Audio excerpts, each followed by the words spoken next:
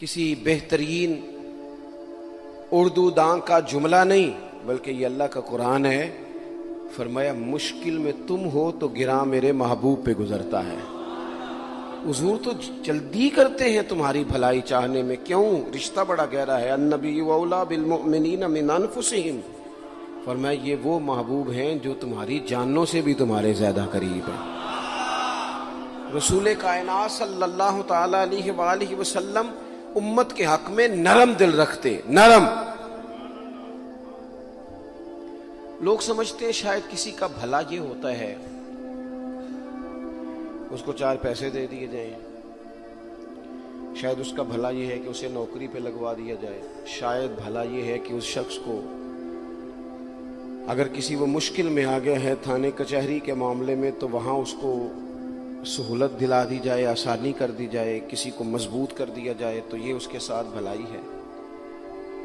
میرے رسول پاک صلی اللہ تعالی علیہ وسلم نے بتایا کہ میں نہ مکارم اخلاق کی تکمیل کے لیے آیا ہوں، میں تمہارا وہ نفع کرنے آیا ہوں کہ تمہارا دل ساری جگہوں سے ہٹا کے رب رسول کی طرف مائل کرنا ہے. تمہاری طبیعتوں کے اندر جو سختی ہے اسے نرمی میں بدلنا ہے.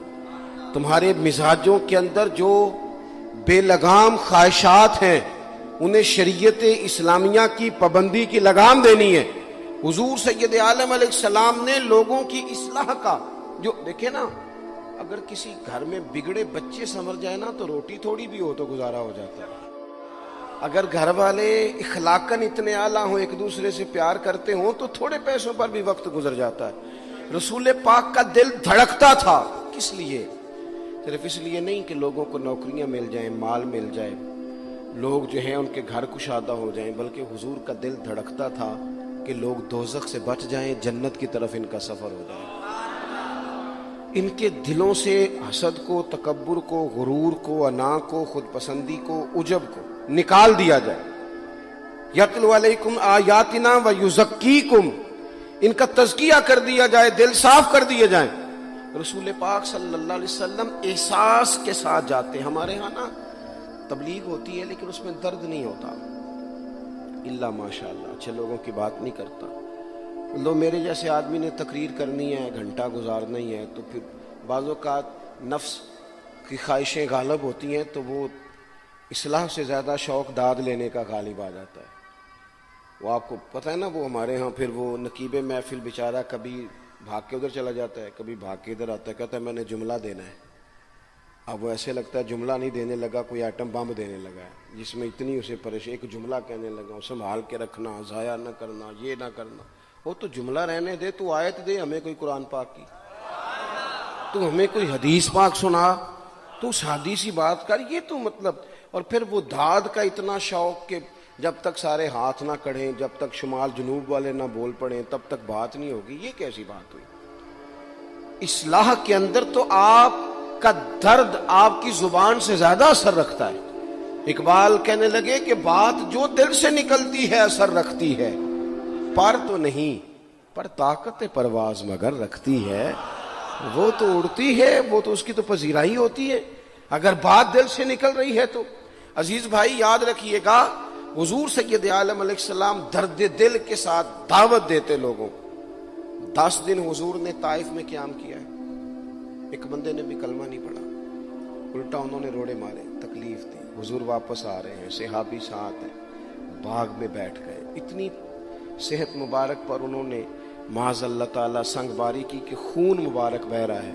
فوراً عرض گزار ہوئے، یا رسول اللہ صلی اللہ علیہ وسلم آپ دعا کر دیں یہ تباہ ہو جائیں. فرشتہ بھی حاضر ہو گیا، حضور آپ دعا کریں یہ تباہ ہو جائیں. لیکن محبوب کے دل میں نرمی ہے نا امت کے لیے، اگرچہ یہ ساری امت دعوت ہے اس وقت، پر اس وقت بھی نرمی ہے. محبوب کریم علیہ الصلوۃ والسلام نے ہاتھ اٹھائے. صحابی کہتے ہیں میرے دل میں خیال آیا اب یہ تباہ ہو ہی، میری طرف دیکھیں جی، اب یہ تباہ ہو ہی جائیں گے، اب کوئی نہیں بچا سکتا انہیں تباہ ہونے سے. لیکن حضور نے کیا کہا اے اللہ انہیں ہدایت دے دے، انہیں پتہ ہی نہیں یہ کیا کر رہے ہیں. فوراً عرض کی یا رسول اللہ ایک نے بھی کلمہ نہیں پڑھا، ایک نے بھی کلمہ نہیں پڑھا. کبھی پتھر مارنے کے والے کے لیے بھی دل میں احساس ہوتا ہے، ہمیں تو کسی نے کچھ بھی نہیں کہا، کوئی گالی نہیں دی، کچھ نہیں کہا، پر ہم سخت کیوں ہیں بھلا؟ وہ ہمارے پیچھے نہیں چلتا ہاتھ باندھ کے، جی میں ہاں نہیں ملاتا، ہمارا دل اس کے لیے سخت ہے۔ دو ہی تو بندے ٹھیک ہے دنیا میں، ایک میں ٹھیک ہوں اور ایک جو میری ہاں میں ہاں ملائے پوری، وہ ٹھیک ہے۔ دونوں ہاتھ باندھ کے پیچھے چلے، تیسرے کو میں کیسے ٹھیک ہونے دیتا ہوں؟ میرا مزاج ہی نہیں، اللہ ماشاءاللہ ہماری طبیعت ہی نہیں ہوتی ایسی۔ خدا کے بندو، جب دل کشادہ ہو، طبیعتیں کھلی ہوں، پھر اس طرح کا تھوڑی مزاج ہوتا ہے۔ کریم محبوب صلی اللہ علیہ وسلم سے عرض کی، حضور ایک نے بھی نہیں کلمہ پڑھا اور پھر بھی آپ کے دل میں اتنی وسعت ہے، آپ ہدایت کی دعا کر رہے ہیں، 10 دن لگائے ایک شخص بھی نہیں آ رہا۔ تو محبوب کیا فرمانے لگے؟ کریم فرمانے لگے، مجھے پتہ ہے انہوں نے تکلیف دی ہے، ایک نے بھی کلمہ نہیں پڑھا، جلدی نہ پریشان ہو جایا کریں۔ کچھ لوگ جلدی کچے جملے بوئے، ساڈی قوم نہیں ٹھیک ہو سکتی جی، ایس ملک دا کچھ نہیں ہو سکتا جی، یہ نہیں ٹھیک ہو سکتے، فلانے نہیں ٹھیک ہو سکتے۔ شکوہ ظلمت شب سے تو کہیں بہتر تھا، اپنے حصے کی کوئی شمع جلاتے جاتے۔ اللہ کے حبیب صلی اللہ علیہ وسلم سے عرض کی، یا رسول اللہ صلی اللہ علیہ وسلم ایک بھی نہیں مانا اور آپ نے پھر ہدایت کی دعا کی۔ تو یہ میرے محبوب کا امید کا طریقہ ہے۔ کریم فرمانے لگے، اگر آج یہ نہیں مانتے تو پھر بھی تباہی کی دعا نہیں کرنی، یہ نہیں مانتے تو ان کی آنے والی نسلیں مان جائیں گی، مان جائیں گے لوگ۔ اپنے دل میں جب آپ نرمی لے آتے، ہمارے نا سینکڑوں نوجوان گناہوں میں چلے گئے ایک ایک علاقے سے۔ جو آدمی گناہ میں مبتلا ہوتا ہے نا، وہ سخت تکلیف میں ہوتا ہے۔ انسان کو جو چیز سب سے زیادہ ستاتی ہے وہ اس کی اپنی غلطیاں ہوتی ہیں۔ حدیث میں فرمایا، ما حاک فی صدرک، کھٹکتا ہے سینے میں، چبھتا ہے گناہ، یہ تکلیف دہ معاملہ ہوتا ہے، تڑپتے ہیں لوگ، سسکتے ہیں۔ لیکن روایتی انداز سارا جب ہماری مجالس اور محفل میں ہو جاتا ہے، کوئی نہیں وقت دینے والا، پیار کرنے والا، تھپکی دینے والا، بازو تھام، کوئی نہیں۔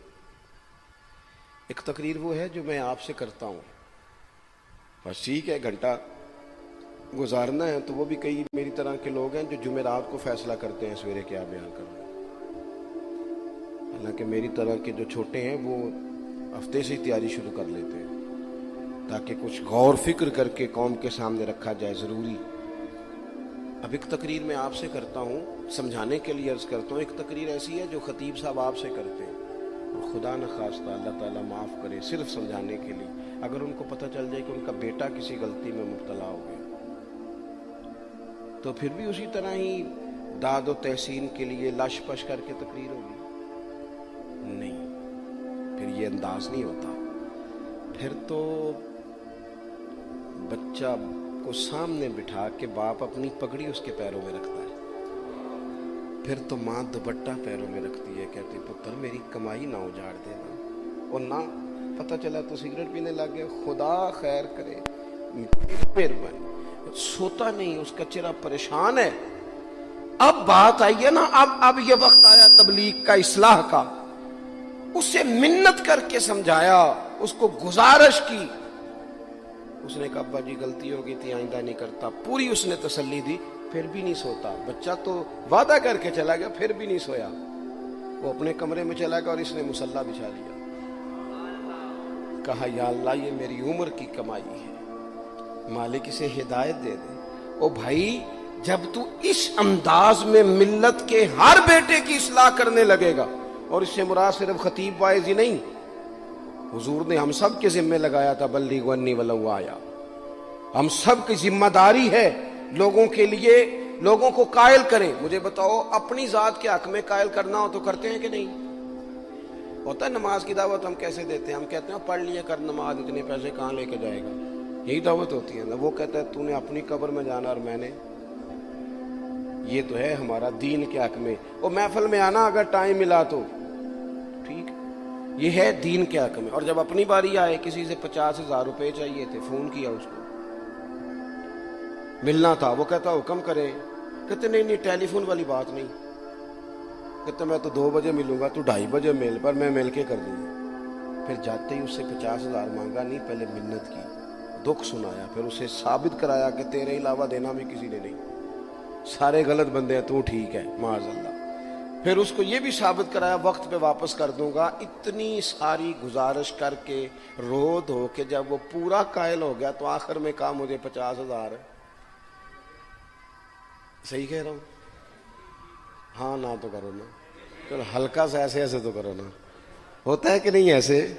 او بھائی اپنے حق میں قائل کرنا تھا تو تجھے سارا طریقہ آتا تھا، اور رب رسول کے حق میں قائل کرنے کا تجھے طریقہ ہی نہیں آتا، تجھے پتہ ہی کوئی نہیں کہ کیسے قائل کرنا ہے۔ اپنے لیے تو نے قائل مائل کرنا تھا، سارا پتا تھا، سب خبر تھی کیسے منانا ہے، اور کسی کو مسجد کے لیے منانا تھا تو کہتا ہے جی میری کو مانتے ہی نہیں، میری کون سنتا ہے۔ آپ جب تک اس درد سے، زازان نام کا ایک گویہ تھا بغداد میں، گاتا تھا، آواز بڑی سریلی تھی، بڑے لوگ اس کے گرد جمع ہو جاتے ہیں۔ حضرت عبداللہ ابن مسعود رضی اللہ تعالیٰ عنہ، حضرت عبداللہ ابن مسعود، یہ وہ خوبصورت ہستی ہیں کہ محبوب نے فرمایا ان سے قرآن سیکھا کرو، یہ اسی طرح پڑھتے ہیں جس طرح میرے اوپر نازل ہوا تھا۔ حضرت عبداللہ ابن مسعود رضی اللہ تعالیٰ عنہ صحابہ میں مفتی، صحابہ میں قاری، بڑے آدمی۔ حضرت عبداللہ ابن مسعود ایک دن گزر رہے تھے کسی مقام سے جہاں بھی وہ رہتا تھا، تو وہاں اللہ معاف فرمائے گانے بجانے کی مجلس سجی ہوئی تھی، وہ گا رہا تھا، آپ گزرے تو کانوں میں ہلکی سی آواز گئی۔ قریب ایک شخص سے پوچھا یہ کون ہے، کس کی آواز ہے؟ کہا حضرت یہ زازان نام کا ایک گویہ ہے۔ وہیں کھڑے کھڑے درد سے کہنے لگے کتنی سونی آواز ہے، کاش یہ قرآن پاک کی تلاوت کرتا، اتنی خوبصورت آواز ہے، کوئی تو ہونا جو اس درد سے بات کرے، کاش یہ قرآن پاک پڑھتا۔ اور پھر دعا مانگتے آگے تشریف لے گئے۔ وہ جوان تھا، فارغ ہو کے باہر نکلا، لوگوں کا رش تھا، ایک شخص نے اسے روکے، کہا زازان ادھر آ، پتہ آج کیا ہوا؟ کہا جناب کیا؟ کہنے لگے جانتے ہو حضرت عبداللہ ابن مسعود کو؟ کہا جانتے ہیں۔ فرمایا وہ صحابی رسول صلی اللہ علیہ وسلم آج گزرے، تیری آواز ان کی سماعتوں سے ٹکرائی تو فرمانے لگے کاش یہ قرآن پاک پڑھتا۔ کہنے لگا صحیح بتاؤ انہوں نے میرا نام لیا؟ صحیح بتاؤ میرے لیے کہا انہوں نے؟ میرے جیسے شخص کے لیے میں سوچ بھی نہیں سکتا، میں کہاں وہ کہاں، میرا نام لیا ہے؟ کہاں؟ تھوڑی دیر رکا، چند لمحوں پتہ نہیں سوچے کہاں کہاں کا سفر کر کے آئیں، وہ ساری سوچیں درد بن کے آنسو بنی، اور پھر آنسو داڑھی پہ ٹپکے چہرے پہ آئے۔ پھر لوگوں سے پوچھنے لگا گھر کا پتہ بتاؤ گے؟ کہا وہ فلاں جگہ پہ موجود ہیں۔ دوڑا گیا، دروازے پہ دستک دی، حضرت عبداللہ ابن مسعود آئے، کہا کون ہو بیٹا؟ کہنے لگا حضور میں وہی ہوں جس کے بارے میں آپ نے کہا تھا کاش یہ قرآن پڑھتا، میں آ گیا ہوں، پڑھا دے مجھے قرآن پڑھا دے۔ کوئی بیٹھا ہوا مجھے دور دعا دیتا ہے، میں ڈوبتا ہوں پر سمندر اچھال دیتا ہے۔ کسی سے تو آپ پیغام حق کہیں، کسی کو تو دعوت خیر دیں، یہ سب سے بڑا بھلا ہے۔ اگر کسی بد اخلاق کو با اخلاق کر دو گے نا، اس کی بیوی سکون میں آ جائے گی، اس کی ماں آرام سے سونے لگے گی، اس کا باپ کہے گا وہ حد ہو گئی، میرا پتر ٹھیک ہو گیا، تمیز سے بات کرنے لگا ہے۔ بچے پریشان ہوتے ہیں، بچے، میں بیٹھا تھا کھانا کھا رہا تھا گھر میں، تو میرے گھر والے کہنے لگے مدرسے کا کوئی بچہ باہر ہے، بڑا سخت رو رہا ہے۔ میں نے اس کو نہیں بلاؤ، کسی استاد نے ڈانٹ دیا ہوگا، تو بچہ میرے پاس ہے تو اس کا وجود کانپ رہا تھا۔ میں نے کہا پتر کیا ہوا؟ کہنے لگا پیر صاحب وہ میری امی تے ابو کار فیر پہ لڑ دے نے، کرو فون آیا ہے۔ تو میں نے کہا بیٹا پریشانی کی کیا بات ہے؟ کہنے لگے بڑی سخت لڑائی ہوتی ہے، میرے والد میری اماں کو مارتے، پھر ہم سارے بہن بھائی نا چار پنجوں کے نیچے چھپتے ہیں، تو وہ دور ہے، اس وقت تو 1.5 گھنٹے کا فاصلہ ہے، دور ہے میرا گھر، پر پتہ نہیں ہمارے گھر کیا ہو جائے گا۔ پیر صاحب آپ دعا مانگے نا، آپ دعا کریں نا، اس بچے کی کیفیت اور اس کے اوپر چھائی ہوئی آزمائش اور اس کے طبیعت میں اسے دیکھ کے میرے آنسو نکل گئے۔ کچھ دنوں کے بعد میں نے اس کے باپ کو بلایا، میں نے کہا خدا کے بندے، تیری انا اور تیری بیوی کی انا اتنی سخت ٹکراتی ہے کہ تیری اولاد پیس کے رہ گئی، کاش تو رسولullah کی اس صفت سے آگاہ ہوتا کہ خدا کے بندوں کو معاف کر دو، اللہ تمہیں معاف فرما دے گا۔